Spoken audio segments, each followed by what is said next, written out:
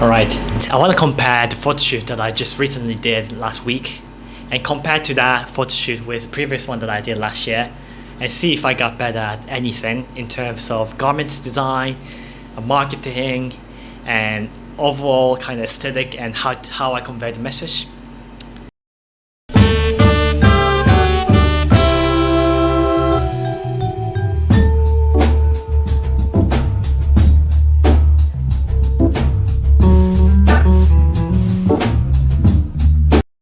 The summer collection that I just dropped is called The Office. So basically the concept is about a fictional company department where they're dedicated to certain absurd things like Department of Gardening. Their whole job is to take care of office plants, or Department of Slumber. Their job is to basically sleep in the office and improve the sleep quality of it. And I designed the uniform for these individual departments. So that's the capsule collection that I just dropped. Hopefully it's probably when I drop this YouTube video, it's still going on. So the collection's concept, I think, is kind of clear. Last year when I did the photo shoot, it was more like just wanted to create workwear that is just workwear basically. Like last year's concept was basically just workwear.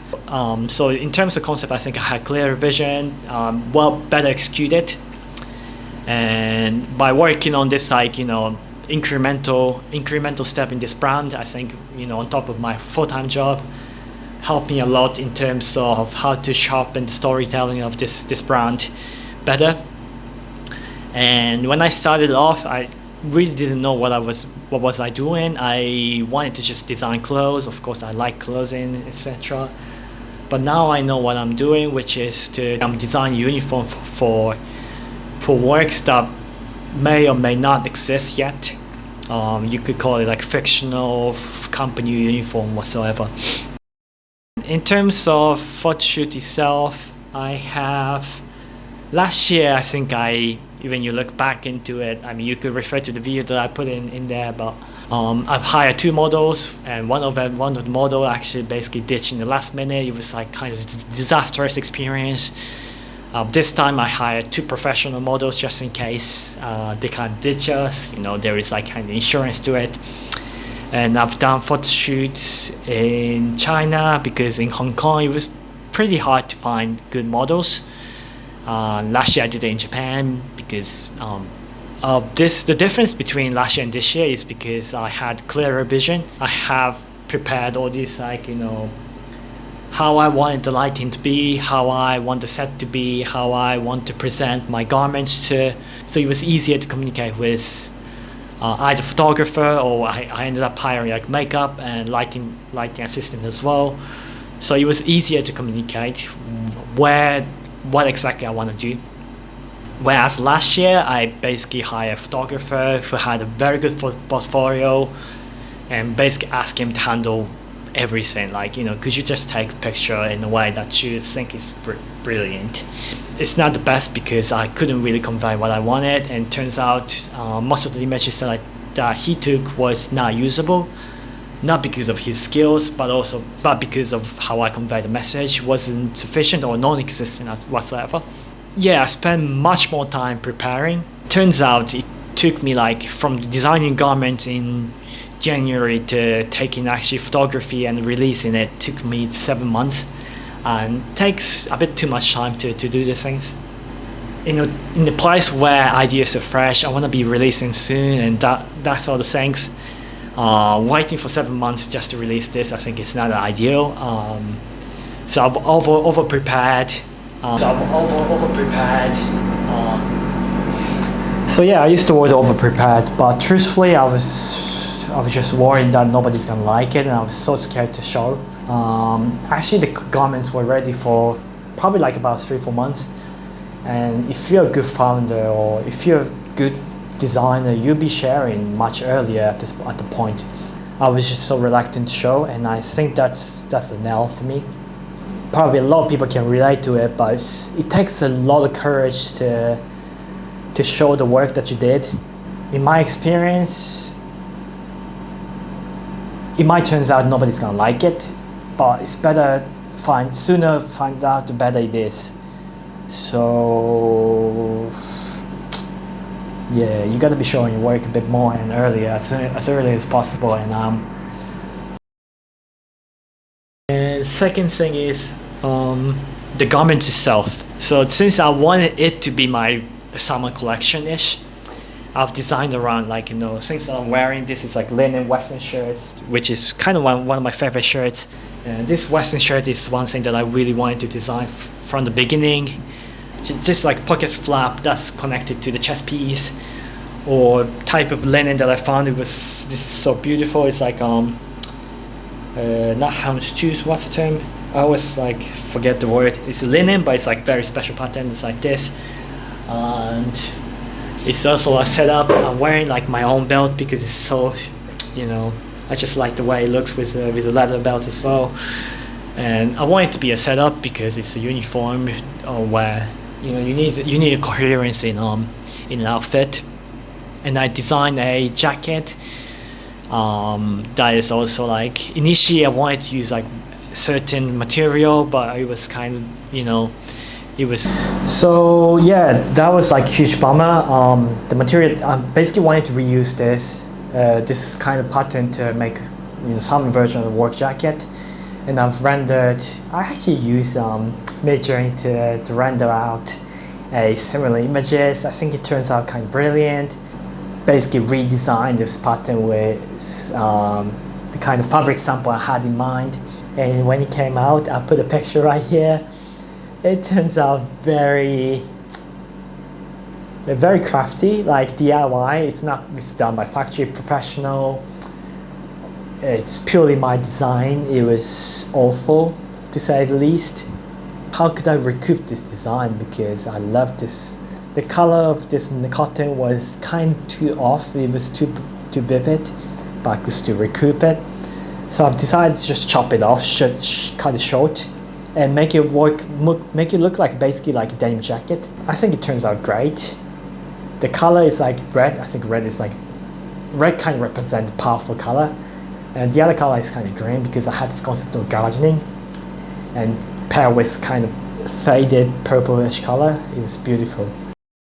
And the other piece that I did that I fell in love with is a pajama shirt. I found this like beautiful striped fabric, which is when I saw it, I was thinking, oh, it looks like I could make a pajama. And I was thinking, what if I could make a shirt that you can sleep with? So, but when you work in the office, you don't just wear pajama to office. You wear something that's acceptable. So I added a tie. And other pieces that I did is all handmade-ish. What I have here is basically what I call gardener's belt. I've hand stitched it myself. This is a flat pocket. It's beautiful beige color. I'll put a picture there. But basically, you got an extra pocket in the belt where you could put all these tools like scissors. I think it came out very pretty, but realistically, it took me like 12-13 hours just to make one. So I can't be just selling this as a handmade object. So it's a bit of a bummer.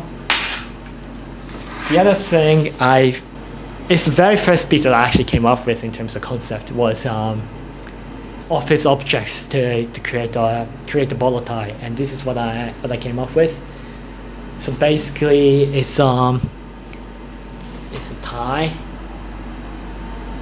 made of keyboard and USB. So you can literally charge things with this bolo tie, and there you go. I've made this out of Silver 95. I've collaborated with a local company in Hong Kong called Silver White to 3D print all this material. I think it turns out great, but since manufacturing cost itself costs like probably 300 USD, so it's kind of prohibitive for me to retail it and sell it in a scale. So it's a shame. It's something that I learned over time, but yeah, it's kind of an object. Okay, so in terms of reels and photography, I had this idea of like 90s office documentary kind of look, So I wanted to make it kind of grainy. That's the kind of aesthetic I was going for. And I saw this reel from Balenciaga. I'll be transparent about inspiration. I thought it was beautiful, but what if I kind of added another twist of basically. A horrible job of explaining what I was intending to do. So yeah, I saw this reel and I wanted to create something that's a bit more absurd and a bit more like 90s office style. So I've decided to go for something that's a bit more excessively dramatic. And what's better way to introduce things than something that's like, you know, kind of sculptural in a way, like, you know, you move static, but there is a certain movements to it. So I came up with this concept like using turntable like this. I bought this off online. It's like 50-60 bucks, I guess. And basically you could lift like, you know, 80 kilo, whatever the models, you know, you could stand on it and just keep slowly rotating. And it's like funny way to introduce individual characters. I think the video turns out brilliant. It might not look like it's a promotion video for fashion or garments whatsoever, but at least, you know, you probably, like, as a viewer, you're able to either be so confused or kind of get a feeling like, oh, it's kind of interesting. You know, that's the kind of feeling that I want viewers to get. So things that I would do better, definitely, of course, it's the time that I spend on designing could be shortened quite a bit. I should show the process of the process of the creativity a little bit more, so that you could, you know, kind of build up a expectation with a crowd.